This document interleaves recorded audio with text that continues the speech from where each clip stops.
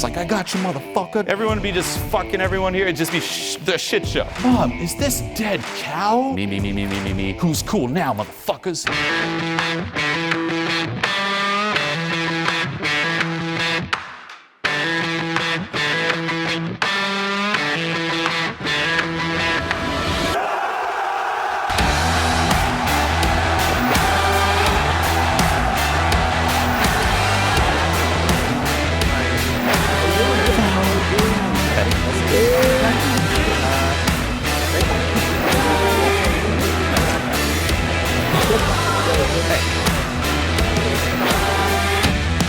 The first thing we think when it comes to self-expression is that it's something you must turn on, something you must cultivate. But that's not true.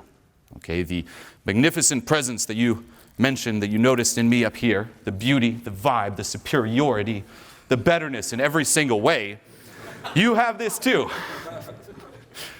inside of you.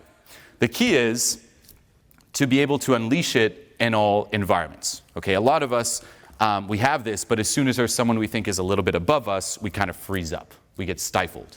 If we're people, we think are like, oh my God, those are the cool kids. I'm not part of this group. You're going to feel stifled. But if you're with your really close friends, I'm sure you can bring some of that out. If you're with your family, I'm sure you can bring some of that out. If you're unable to do it with your friends or family, or you have no friends or family, you might be able to bring it out when you're playing a video game online. If you've ever played one of those video games with the headsets, you hear little, like, the nerdiest people, and no judgment, just the nerdiest, quietest people in real life, like walking down the street, headphones on, music, can't talk to anyone, put that headset on, and they're just yapping about. It's like, I got you, motherfucker. Like, nonstop, they have that personality. So you have it too. The key is, what's blocking it from coming out? Why is it that when I talk to someone I feel like I'm outside of their league, I never run out of things to say? I can be charismatic, I can be fun, yet when I talk to someone I think is outside of my league, I freeze up. Does this make sense? So it's changing the approach away from, I need to build myself up to, I need to cultivate charisma, to, I need to identify what's blocking the charisma that I already have from coming out.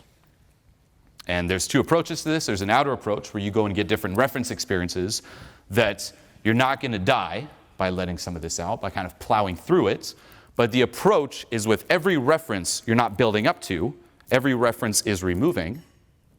And the other part is learning how to embrace and re-own different aspects of you. And this is big. Okay, our addiction of approval isn't something that's new. It's something that comes from basically the moment we're born, where you might have seen me draw this before. This is you. You come into this world, and a few things happen. Number one, in this world, in this society here in Amsterdam, in the Netherlands, there are certain rules, there are certain traditions. Yes? As a society, there are rules, right? There are laws. Are those good or bad? Good. They're fucking good. It'd be chaos without it. Everyone would be just fucking everyone here. It'd just be the shit show.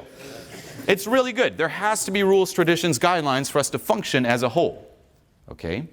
However, because of that, because of the fact that the way that we're raised, we're rewarded when we're good, and we're punished when we're bad, and because as a kid you depend on your parents, and you can't survive on your own, and your perception of the world is very limited, this happens. You're out at a restaurant, you're a little bit loud. And your parents like, okay, let's teach our child here to be mindful of this environment. They're not going to function in this world if they keep being loud at every fucking restaurant. So they're going to tell you, A, shut up. And you might just keep going. You're a kid. You don't know. You're like, it is babbling around. I remember, and this is a true story, when I was a kid, I yelled out in a restaurant, Mom, is this dead cow? Like extremely loud. And they're like, shut up, okay? And they might even yell a little bit like, hey, no, be quiet. Now their intention is, we're helping our kid. From your perspective, they're, hey, be quiet, because it's very limited. You're like, oh my God, they're disapproving of me, they don't love me. That's what you think, they don't love me. If they don't love me, because I'm a kid, I'm not gonna survive, I'm gonna die. Now that's not true, but that's how you interpret it. So it's very traumatic. You're like, holy shit, if I want to live here, I better try to get rid of the part of me that's loud, disown it, suppress it as much as fucking possible, and never be loud again, or I might encounter this disapproval, loss of love, death. So what we do is we create a split within us, where there's the good part of you and the bad part of you. Whenever you act through this, whenever you embody this, your parents reward you. And in your mind, you're loved. So from the moment you're born, you're taught that just being you is not good enough. You're only good enough, you're only loved when you're this part of you, not this part of you. So we have this split within us. Okay? And in here, it could be anything. It could be loud. It could even be quiet. If your parents shame you or yell at you for being quiet, you might put that in there. Okay? But we all have this split. Technically, all of this is your ego, but just for the sake of understanding here, we'll kind of simplify it. You could call this your ego, or this is your front. Okay? And based on this, you start living your life. And the way you live your life is you keep trying to amplify this front, solidify this ego, okay, by getting more approval, adding onto it, more knowledge, more intelligence, more status, more friends, more sex, more validation, thinking that the bigger the ego, eventually this will just disappear, but it doesn't go anywhere because it's a part of you, okay? And you keep trying to filter everything that you are through this, trying to get the validation to reinforce it, and always trying to act in a way that's congruent to this. And this is why you feel very stifled. And this is also why we're so hooked on validation all the time, because whenever we're in a new situation, we're like, am I being this? Am I being this? Are they seeing this? Am I acting through this? Are they reinforcing this with their approval? I need the approval. And this doesn't work, as you probably realized. By you trying to be good enough, trying to be complete, what is it reinforcing by default? That you're not complete. Because if you were complete, you wouldn't be trying to be complete. Make sense? By you trying to be confident, what is it saying? You're not confident. It's endless. Every time you try to be confident, you're not confident to begin with. So it'll just keep chasing you no matter what. So the strategy here is, instead of amplifying this front, enhancing your ego, it's letting go of this split. Letting go of your attachment to being this and your resistance to being this. Embodying yourself fully. And when that happens, that's when you have true core confidence, not situational confidence. There's no requirements, no conditions. And that's when you just feel at ease no matter what. Because there's nothing you need to take. You don't need this validation to reinforce this front. And there's not that stress, that paranoia that's just stifling everything that you are. You don't have to filter yourself anymore. So understanding this is the baseline. Beyond that, if you want to unleash this charisma, change your definition of cool.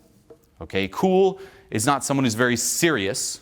If you're serious, self-conscious, okay, either in a I'm so cool kind of snobby self-conscious way or very shy self-conscious way, the bigger the ego. Okay, the more you care about approval, disapproval. And change that from stifled to loose, from cool to nerdy. Okay, that'll help massively. No one wants to be around someone who's like very stiff, trying to be cool. Everyone wants three things, and I talked about this for years: fun, carefree, passion. That's what everyone wants. They want to have more fun. No one's having enough fun. No one's smiling enough. Everyone's dead inside, and it's happening more and more. Like you see it in the street. Looks like literally everyone's about to off themselves. It's depressing. Everyone cares way too much about everything, and no one is excited about anything. There's not that light in their eyes. Learning how to laugh again. And this is also more and more rare, especially nowadays with the climate we're in with social media, where everyone's just shaming everyone. You laugh at one joke that's a little out there and you are fucked. Your life could be over. If you laugh at one of my jokes that say is a little politically incorrect, just a little tad, and you laugh and someone sees you laugh, someone records you laughing, someone posts it online, look at what this person laughed at, and they tag you, send it to your work, send it to your friends, your family, your life is over. You are done. And I'm not even joking, like it could very well be over. So beware, okay? So that's the climax. It's a lot harder. Less and less people allow themselves to laugh. They need permission first. Like if they hear a joke, they're gonna look like, is John laughing? Okay, if John laughs, I can laugh, because if he gets fucked, at least I'm not alone getting fucked. You know, it's both of us getting fucked. So we're afraid to laugh. We're very logical, analyzing everything, and that's step one. Try to learn to just laugh again. And my challenge to you here is go on this, stand-up comedy binge where every day after work for, say, a week or 2 weeks, however long it takes, only play stand-up comedy on your television or computer at home. Like, geek out. Don't even socialize. Just go home. If you can't laugh, that's a challenge. Sit down, blast on Netflix, and go through the different comedians. Go on Amazon, go on YouTube, just blast through comedians until you genuinely laugh. Until it just takes over and you're just sitting there by yourself, no one around, and you're laughing like crazy, tearing up. And just keep watching until that happens. Because at first, you're probably going to start analyzing. Right now, we just live in our heads. We're like, oh, I see the structure of the joke here. Oh, yes, that's a little politically incorrect. I see why people would laugh there. That makes sense. And it's going to take a while. You're going to live in your head analyzing this way until you let a little bit of laughter out. And then a little bit more. Once you start laughing, start being aware of what you laugh at. What type of comedy, what type of humor, what turns you on. And then look for more of that. If there's a comedian you really like, watch more of that person. And start looking for the different patterns. Whenever you laugh outside of the house, whenever you're talking to a stranger, to a friend, to a colleague, to a family member, and you laugh, make a note. Be like, oh, I laughed there. Why did I laugh there? What was funny about that? It's bringing everything into the light of consciousness. Okay? And just start writing it down. Like every day, write down 10 things you did or said that you found funny. Or 10 things you watched, or 10 things that you just laughed at throughout the day. At the end of the month, you now have 300 things. Categorize them. And now you can see the different buttons you can push inside of you. Okay? And when you have that, you're invincible. Because you just go out and just press those buttons. You know the type of humor, and when you're talking to someone or whatever's happening in the environment, you can always take whatever's happening, link it to that humor, and learn to laugh. That's number one. Number two is learning how to laugh at yourself. Stop taking yourself so seriously. And I kid you not, that really comes from letting go of this idea of cool. Stop trying to be cool. No one wants someone who's cool. People want someone who is carefree. That is cool. It's not the try-hard person. You may think it is. People might be like, oh, that person's really nice, really, oh, they're so cool. Like, they're high value, but it's not really at all. They want to be around the carefree person. That's what you want. And this, you do it 24/7. See if you can laugh at yourself. How can you laugh at yourself? If you zoomed out and you were watching you in a movie, what could you say or do that would be funny, where you just laugh at the character that is you? This strategy doesn't work. Take it in. Okay, the strategy of trying to overblow this front, get more and more feedback, more and more validation will never work. Why? Because you're doing this as a way to compensate for that. No matter how much you get, you're still compensating for that. That is still there. It doesn't work. Beyond that, you'll never get enough approval. You always need more and more and more. And as soon as you get it, then there's a concern of what if I lose it? It's like, I really want this person to like me. As soon as they like you, I really want them to keep liking me. So every day it's the same struggle. And it keeps reinforcing you're not enough without it. And this is a thought to really think about. Because no one, this is what I put on Instagram. Because no one can truly, fully know you. No one can, except for you. Your parents can't, your friends can't, your family can't. No one knows you as well as you know yourself. And it's impossible for anyone to know you as well as you know yourself. Impossible. Because of that, anything they say about you doesn't mean anything. It can't be, like, you can't get their approval or disapproval because they don't know you. They don't have the data to go off of. It's just speculation. So they can't approve or disapprove of you because they can't know you. And whatever they say, most likely is about themselves. Letting that sink in is huge. No one can approve or disapprove of you. No one cares about you. I mean, they do, but not in the way that you hope for. Everyone is so narcissistic, involved in the me, me, me story. All of you sitting here, me, me, me, me, me, me, me. I'm here, me, me, me, me, me, me, me. We don't see beyond this fucking circle, okay? You might go out, and before you leave your house, you look at yourself in the mirror like, is every little wrinkle taken care of? Do I look perfect? No one notices that. All they see is some fucking blob. For real. They see a fucking blob because they're focused on themselves. You know? And that's fine. That's fine. But it's kind of acknowledging that, like, oh, I guess he's right. Okay? Everyone's so focused on them. Even in terms of your goals. Like, I remember when I first moved to Los Angeles and I started, very, very modest, becoming successful.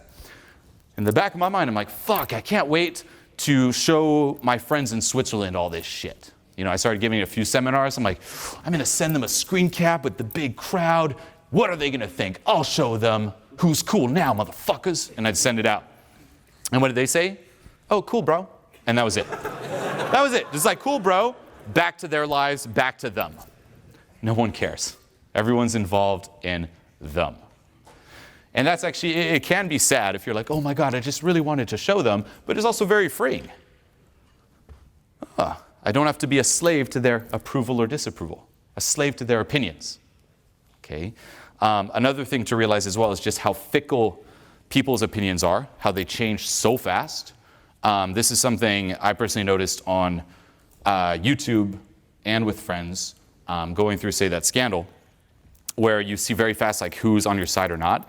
And I would see like every day after the media scandal, I'd post a video and everyone would be like, fuck Julien, da da da, or like even friends, like, fuck this guy. Then I post another video and everyone's like, I like him now, he's back. Then another video, fuck him. Another video, the old Julien's back. Another video, fuck, he's a pussy now. It's like back and forth, nonstop, and you just realize how it means nothing. It's just like people projecting, speculating, and once more, it could be viewed as sad, but it's so freeing. And then you stop trying to find yourself in the opinions of others. It's extremely fucking freeing, okay? So remember that, and then I guess another piece of advice is, in terms of laughing at yourself, like embrace awkward situations. Embrace situations, allow yourself to make a fool of yourself, because those are just as epic of stories as the times where you do very well socially. The times, say, you succeed, the times you achieve a goal, you're like, fuck yeah, that's an epic story. Yep. But what's equally epic are awkward situations where you just make such a fool of yourself, even thinking about it, you're like, oh my God, oh my God. Just as epic of stories. And then in terms of people's opinions, that's actually a very subtle and important point. When I say let go of the approval, let go of the disapproval, that doesn't mean fuck everyone, motherfucker, and just rip your clothes off and just do whatever. No. Still be aware of people's opinions. Still be aware of the context of different social situations, and always act in a way that's appropriate to that context. The difference, however, is whether you're aware of it or you're run by it. You depend on it. Whether your self-worth is attached to what they think of you. And that's the key. Detach your self-worth from what they think of you, but still be aware of it. And then, of course, act in an appropriate way, but it's not like you're stifled life or death. You feel so much stress. You feel completely at ease. You know the rules of the situation, and you act accordingly, feeling at ease, knowing that no matter what they think, it's not going to change if you're enough or not. It's not going to change if you're whole or complete or not. That's the difference. We live in an uncertain world. Just turn on the news, what do you see? Chaos, terror, suffering. Things are changing so fast that your head is spinning. You know the feeling, being pulled in different directions by your friends, your family, mainstream media, not knowing what to do or who to believe. Did you ever stop and ask yourself, how did your life get this way? I felt so much shame when it comes to being me, and now I don't feel that shame anymore. I had no way of being able to deal with that pain, and for the first time in my life, I finally feel an inner stillness and peace in myself. I didn't even know what was happening. Like, my hands were just shaking. And it was just like me being my authentic self. Most of us live lives of escapism. Anything to cope with this feeling eating us up inside. Distracting ourselves with dumb things on TV, numbing ourselves with junk food, alcohol, cigarettes, and drugs. Is this the way life was meant to be, or is there perhaps another way? It's been the first time in over 10 years since my dad died that I actually felt like I did before. I've decided to take a stance for good, for love, for authenticity. And I've created a movement of people dedicated to raising the vibe. A movement dedicated to doing something about this, and it's called Transformation Mastery Academy. That was amazing, just being able to finally find that root reason. I really want to thank each and every one of you out of the bottom of my heart. Thank you, guys. Now, I'm not some fake guru promising you overnight results. What I promise you here is a tribe of people to help support you and guide you along this journey. In Transformation Mastery Academy, you'll no longer be alone. You'll no longer feel lost. You will be given the roadmap to true, permanent personal transformation. Enough with this fake life of quiet desperation. Step into your truth and join the movement.